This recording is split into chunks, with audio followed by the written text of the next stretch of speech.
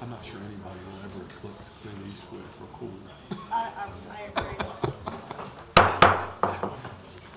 Good evening, everyone, and welcome to the October 8th, 2018 legislative session for the Salisbury City Council. At this time, I would ask everyone to please silence any electronic devices that make noise, unless you're on duty, in which case you may keep it on. Ask everyone who has to make a phone call, would you please leave the chamber and go into the hallway to do so. If for some reason an emergency should arise this evening during the meeting, please exit in an orderly manner, make a right-hand turn and go down the stairs.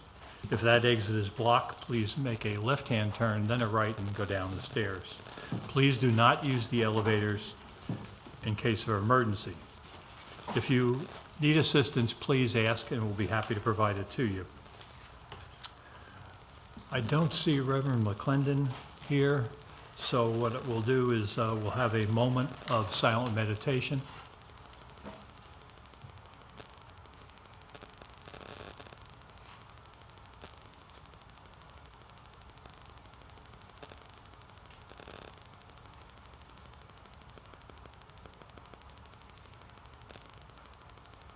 Thank you.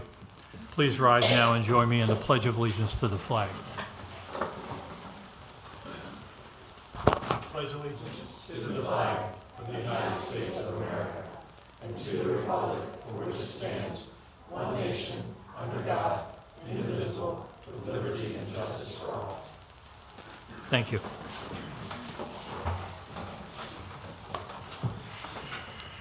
This evening we have a couple of presentations. Mr. Mayor? Mr. President, Council, ladies and gentlemen, good evening.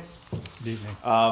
This evening we have two proclamations that I'd like to share with you. The first is it's about a condition that was brought to my attention last year. This is not something that admittedly I was familiar with, but we have quite a few citizens in our city that are affected by this condition, and bringing attention to the condition is something that the international organization and the citizens in Salisbury who have again dealt with these conditions consider to be an important part of treatment. And the conditions are known as dysautonomia. And yes, I did have to practice in order to get that right. Dysautonomia is a group of medical conditions that result in a malfunction of the autonomic nervous system. I didn't practice that word, which is responsible for automatic bodily functions like respiration, heart rate, blood pressure, digestion, temperature control, and others. Some forms of dysautonomia are considered rare diseases, such as multiple system atrophy and pure autonomic failure, while other forms of dysautonomia are common, impacting millions of people in the U.S. and around the world, such as diabetic autonomic neuropathy, neurocardiogenic syncope. Yeah, syncope. That's right. And postural orthostatic tachycardia syndrome. This is like, it was planned to trip me up. And some forms of dysautonomia can be very disabling, which can cause social isolation, stress on families of those impacted, and financial hardship, while other forms of dysautonomia can result in death, causing tremendous pain and suffering for those impacted and their loved ones. Dysautonomia impacts people of any age, gender, race, or background, and increased awareness will help patients get diagnosed and treated earlier, ask questions about the disease, ask their doctor questions, save lives, and foster support for individuals and families coping with it. Dysautonomia International is a 501c3 nonprofit organization that advocates on behalf of patients living with dysautonomia and encourages communities around the world to celebrate October as Dysautonomia Awareness Month. And it is important to recognize the contributions of the professional medical community, patients, and family members who are working to educate our citizenry about dysautonomia. And so that now, therefore, I, Jacob Day, Mayor of the City of Salisbury, do hereby proclaim the month of October 2018 as Dysautonomia Awareness Month in our city. And I invite all citizens to join us as we observe this month in an effort to increase awareness of this debilitating and sometimes fatal disease. And I know that we have some folks in the audience who are aware of, familiar with these conditions, and if they'd like to rise now, I would appreciate it.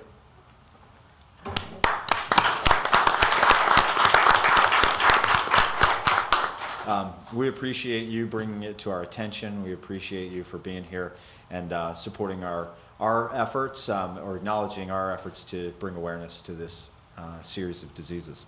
The second proclamation we had this evening is an equally important acknowledgement about what the month of October, and especially what the next week, is all about.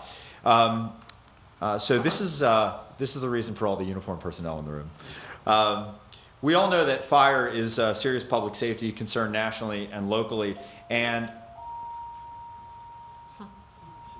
does anyone know who is that?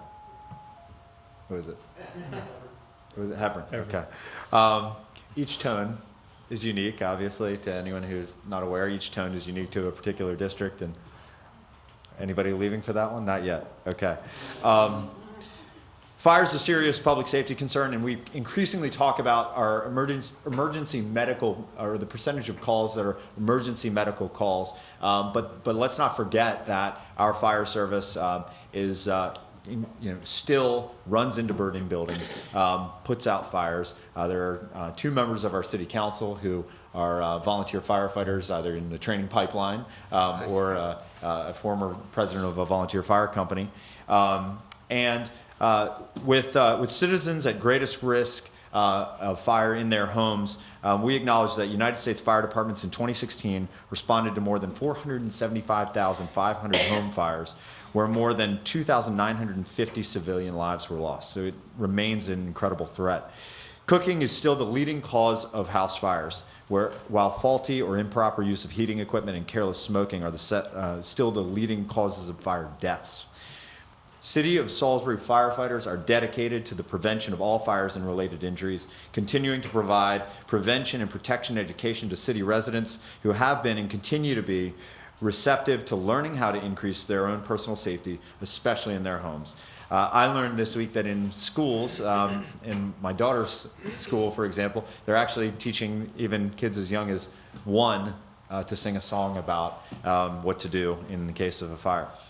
The City of Salisbury is committed to ensuring the safety and security of our citizens, and we will be celebrating National Fire Prevention Week 2018 with this year's theme, Look, Listen, Learn, Be Aware, Fire Can Happen Anywhere, which serves to remind everyone that there are easy, simple prevention measures that can and should be taken in order to protect ourselves daily from fire. So before I declare anything else, I'd like to invite our Fire Chief, Chief John Tull, to come forward and share some additional thoughts about fire prevention. Thank you, Mayor. Evening, Council President. Just like to talk briefly about Fire Prevention Week and the history and importance of it. So Fire Prevention Week was established to commemorate 2 significant fire events that happened at the same time in America's history. The first one was the Great Chicago Fire of 1871, where the loss of life of over 250 people, 100,000 people left homeless, 17,000 structures destroyed, and over 2,000 acres of land burned for 2 days. The other fire, which people don't talk about a lot because of the Great Chicago Fire, was the Festigo Fire in Wisconsin that was burning at the same time. This scorched 1.2 million acres of land. It claimed the lives of over 1,200 people and burned parts of 16 towns. Okay, so significant events. So in 1920, President Woodrow Wilson issued the first ever National Fire Prevention Day for October 9th proclamation. And since 1922, Fire Prevention Week has been observed on the Sunday through Saturday period in which October 9th falls. Fire Prevention Week is the longest running public health and safety observance on record. The President of the United States has signed a proclamation proclaiming the national observance during that week ever since 1925. So for the Salisbury Fire Department, in 1992, under the direction of then Fire Chief Bill Higgins, the Salisbury Fire Department officially developed our own fire prevention task force charged with delivering fire safety education to 2nd grade school children throughout the Salisbury Fire District.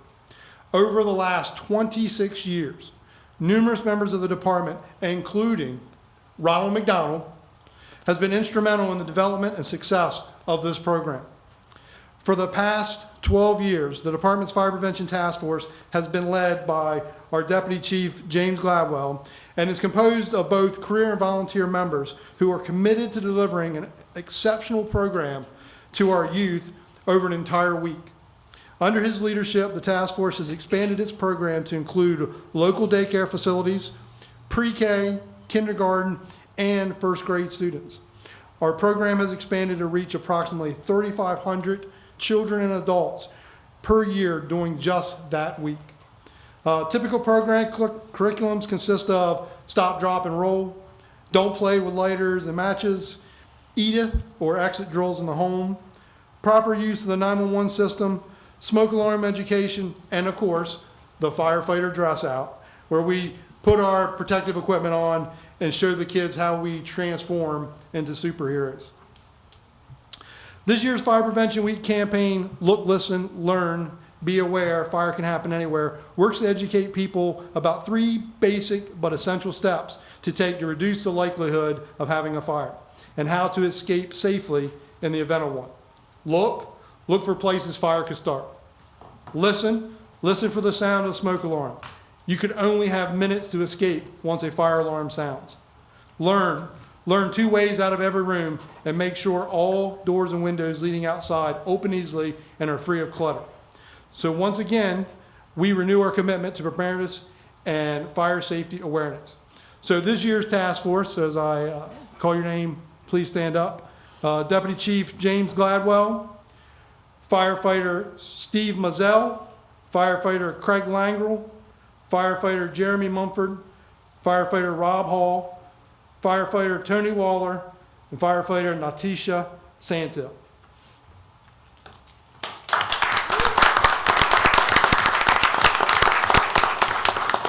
Stay standing for a second because I'm going to ask you to come up and take a picture with the council if you don't mind.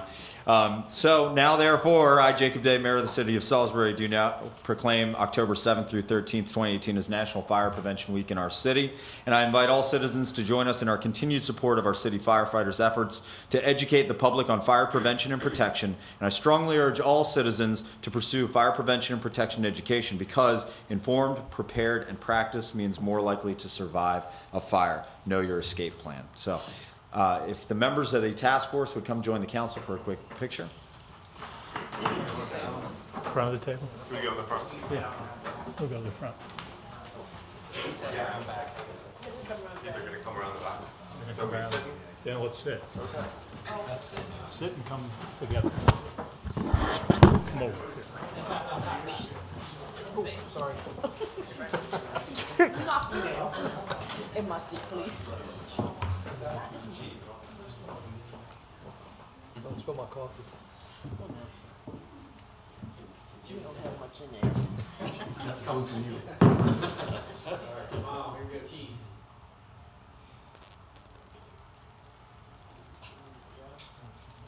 On three, 1, 2, and 3. Again, on 3, 1, 2, and 3. Thank you. Thanks very much. Appreciate it.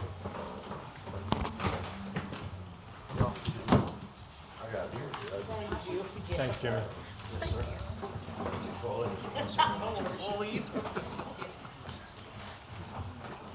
Thank you, Chief.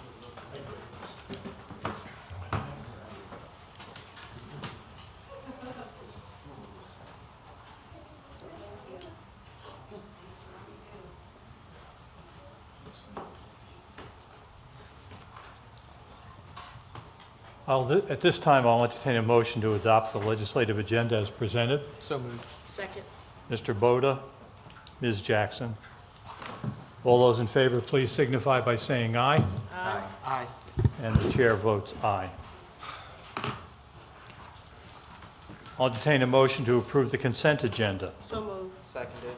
Ms. Jackson, Mr. Rudisil. Good evening, Mrs. Nichols. Good evening.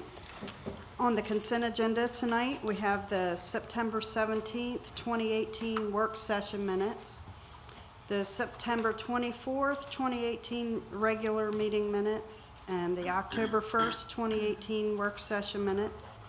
We have resolution number 2869, approving the reappointment of Jordan Gilmore to the Board of Zoning Appeals for term ending October 2021. And resolution number 2870, declaring that First Move Properties LLC is eligible to receive enterprise zone benefits for their property located at 132 East Main Street in Salisbury. And that's it. Any questions? Hearing none, I'll call the motion. All those in favor of the approval of the consent agenda, please signify by saying aye. Aye. And the chair votes aye. Thank you. Thank you. Is Jordan here? Where he is? There. Please stand and be recognized. Thank you very much for volunteering. Very much appreciated.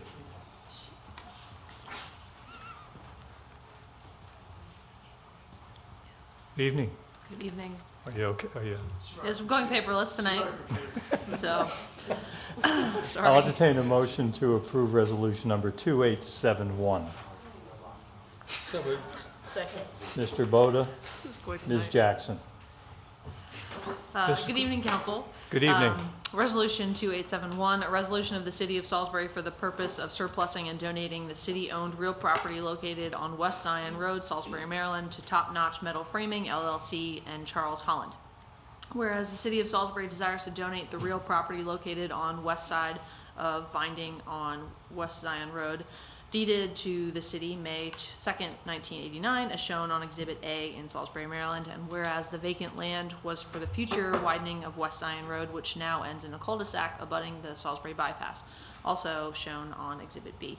Whereas the city has no future plans for developing this land or widening West Zion Road due to the bypass, and whereas the square footage of this vacant land is approximately 13,360 square feet, and the City of Salisbury does not wish to maintain a property that holds no development potential or value.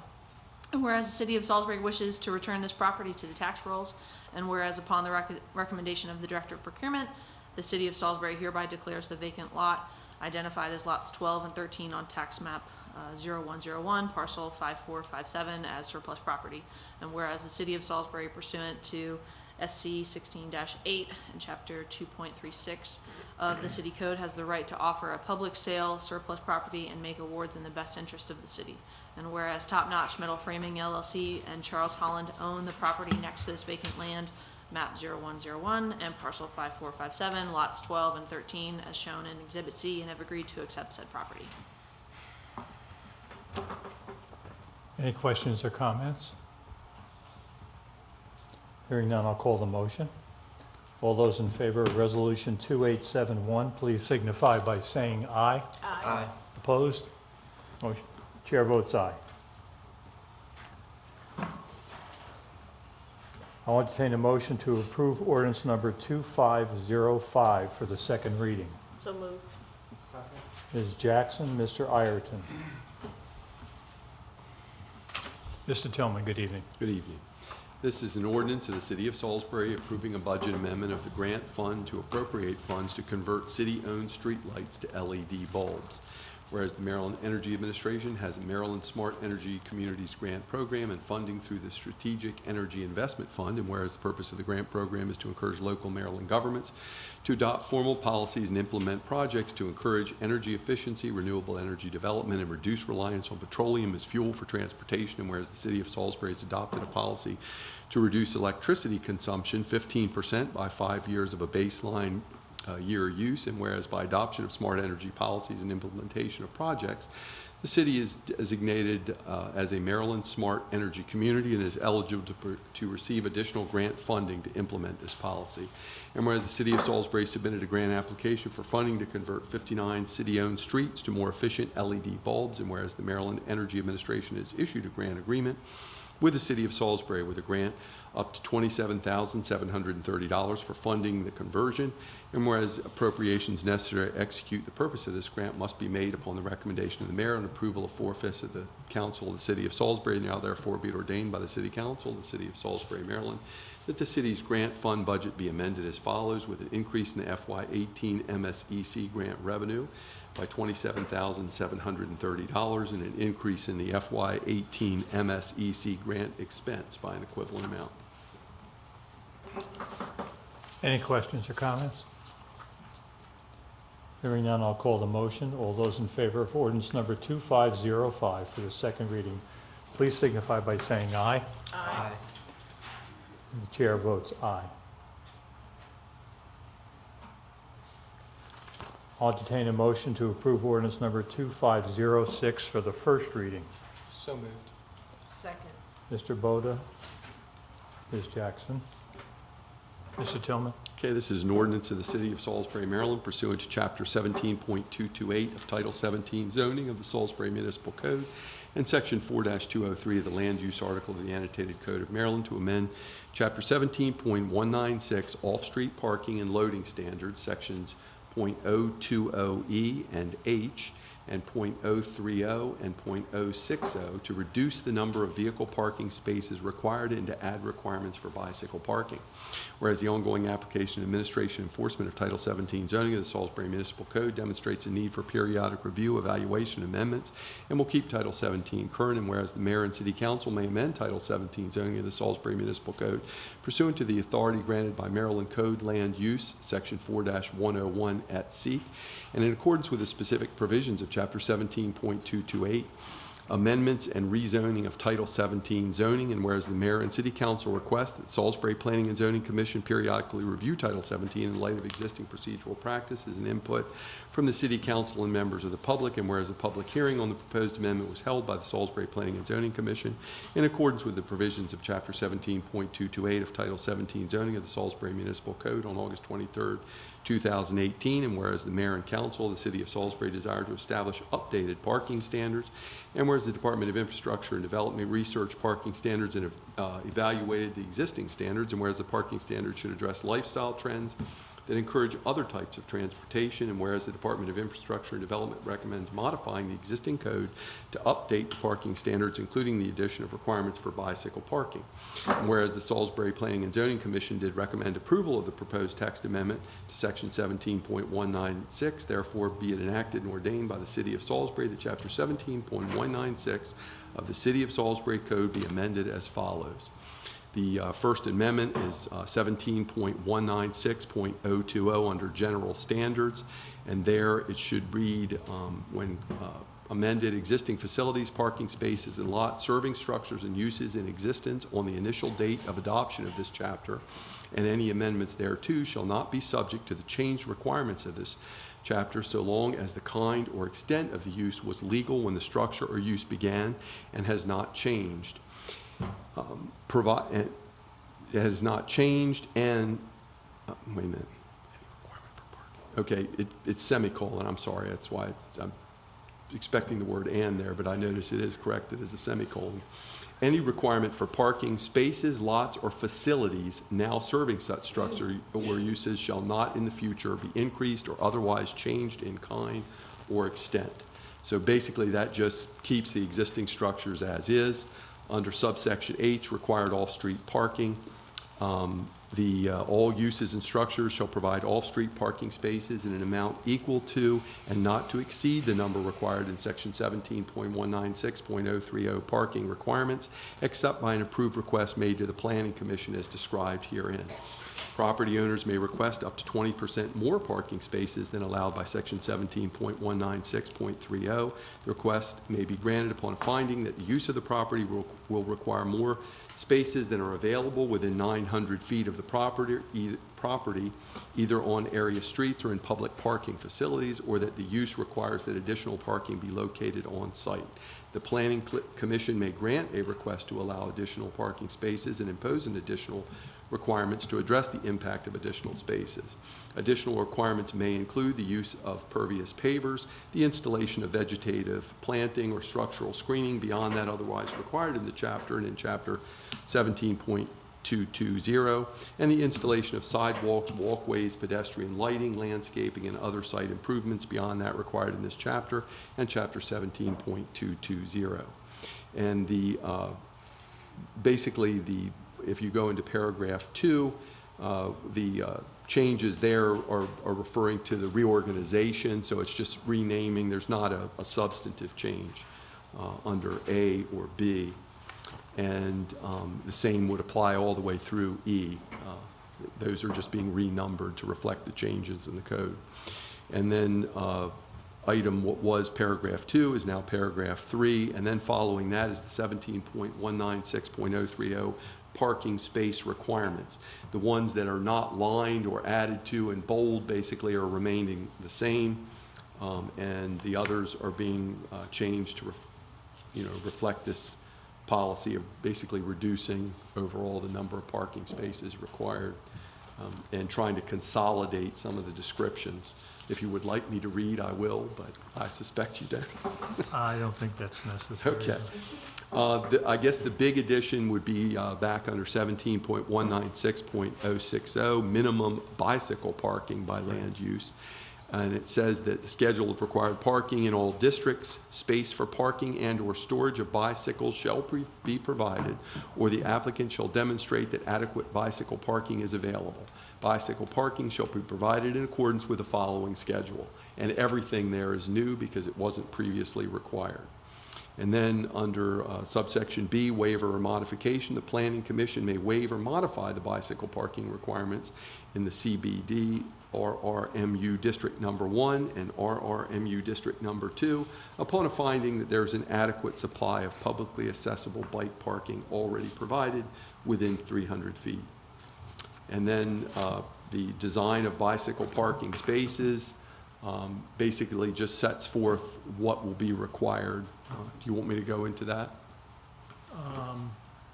I don't mind if you want me to read it. Yeah, why don't we Okay. just go through those? I mean, this is all new. Each bicycle parking space shall be sufficient to accommodate a bicycle at least 6 feet in length and 2 feet wide. Each bicycle parking space shall be provided with a stable frame permanently anchored to a foundation to which a bicycle frame and both wheels may be conveniently secured using a chain or lock, or in the alternative, a locker or other storage facility, which are convenient for storage and are reasonably secure from theft and vandalism.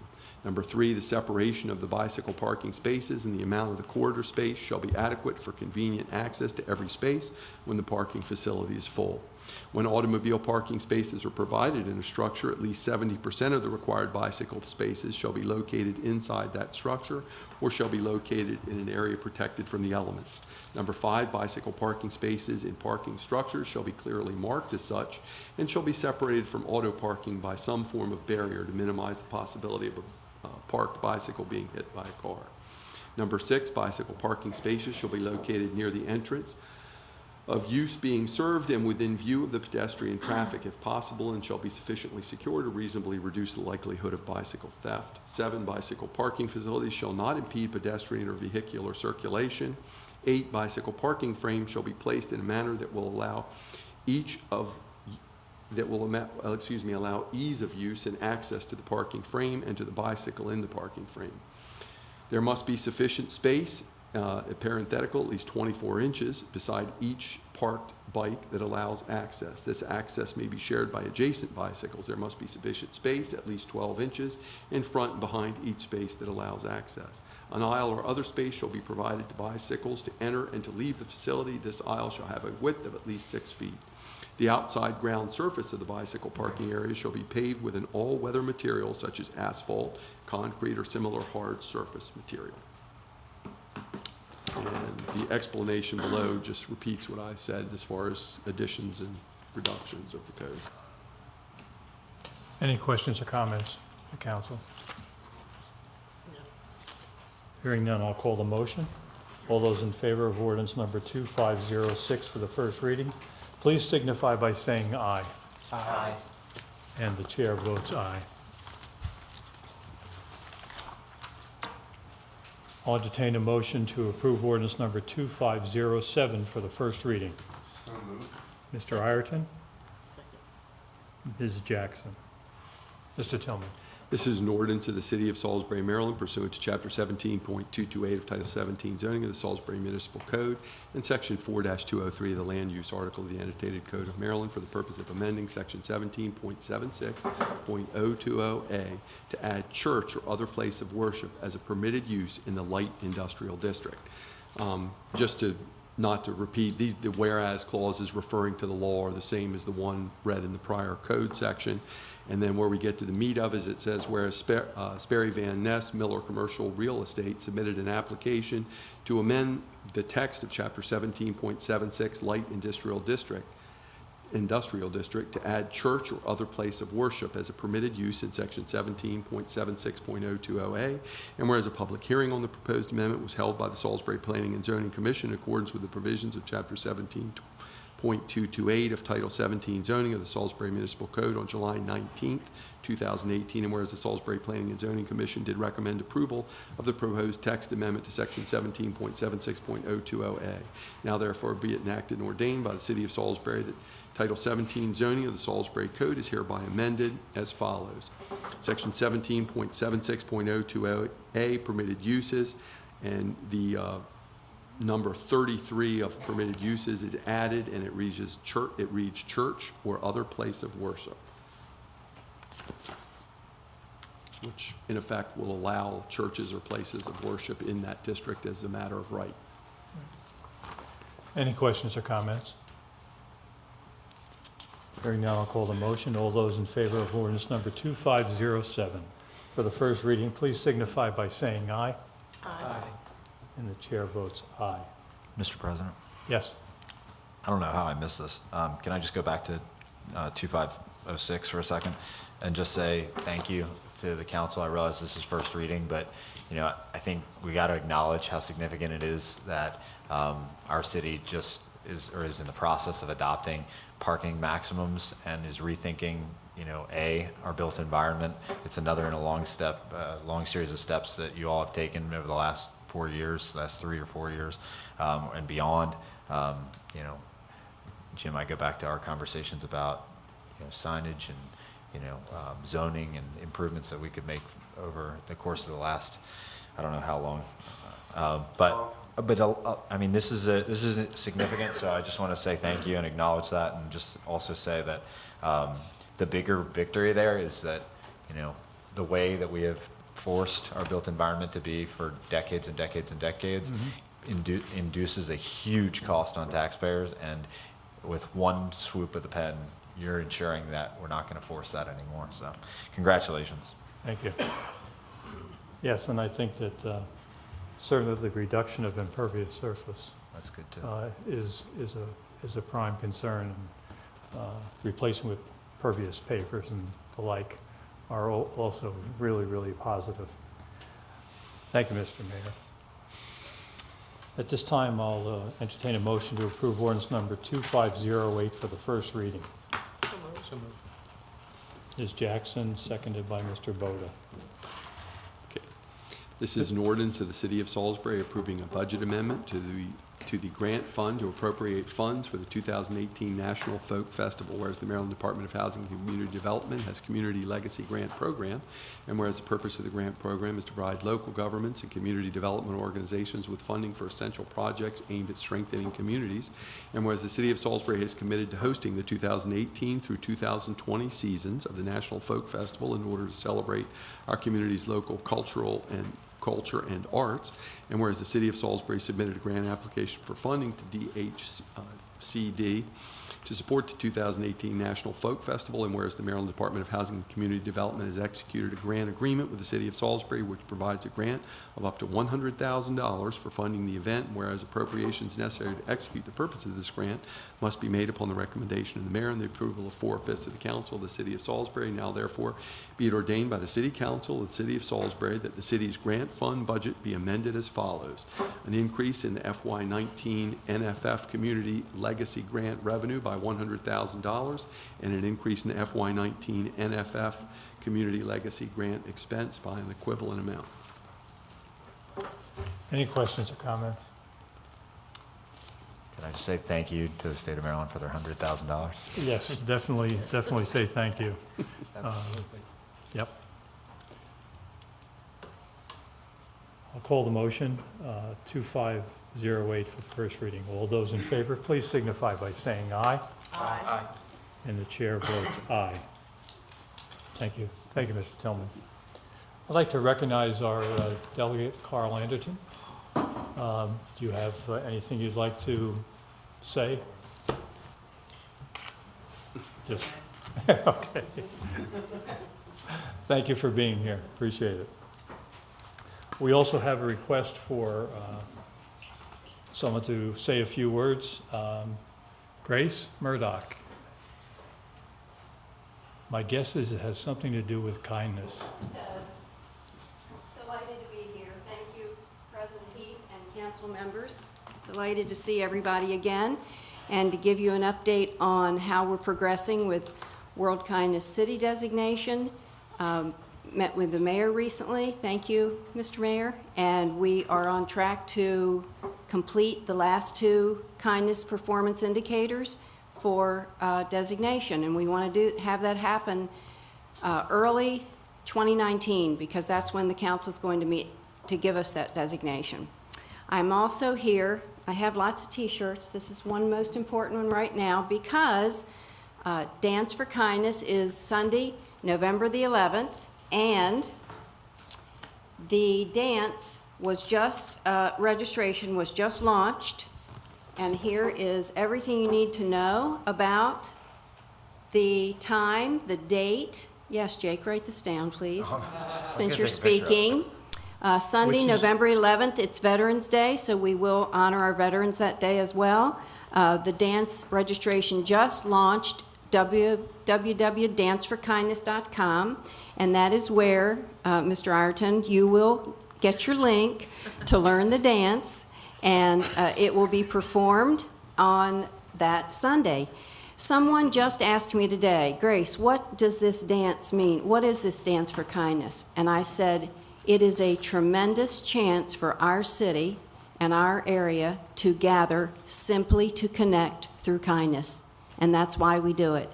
And I am very grateful to the sponsors this year for backing the dance again, Salisbury Arts and Entertainment being the first one that always steps up and helps us out, and a few other.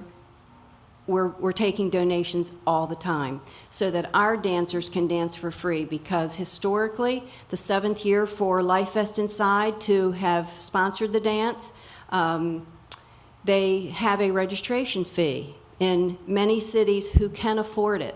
And when we started this, and I went to Jake and got the first yes in 2016, that was not my intention to charge our dancers. So that's why I've been so fortunate to get sponsors, and I'm so grateful. So please register. If you do not want to do the dance, at least come and see us, because it is a joyful 2-hour event for our city and for our area. And little did I know that when we started it in 2016, it would be one of the key things that they were looking for in our designation as World Kindness USA City. And we are still on track to be the first one for our nation. So just an update. Join us, please. Thank you very much. Thank you, Grace.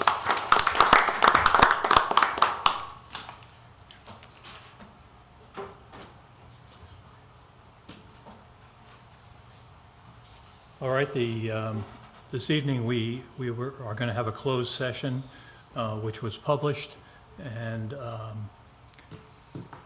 I will now entertain a motion to convene into closed session.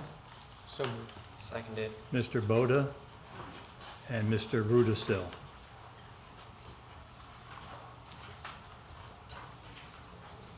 Let me get this down, Mr.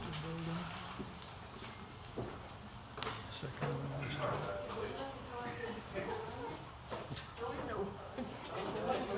Well, call those. I'll give you the All right, I got to call the motion. Yeah. All those in favor, please signify by saying aye. Aye. And the chair votes aye.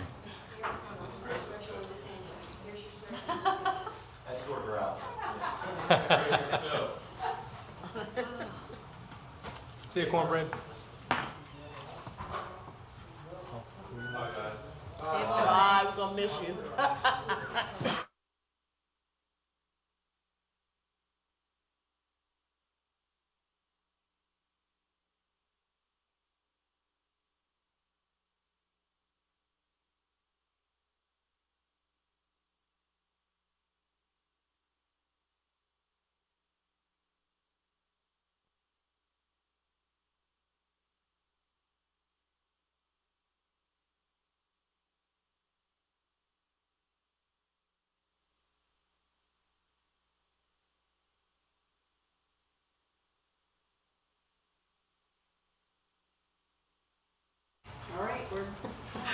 We're on? Okay.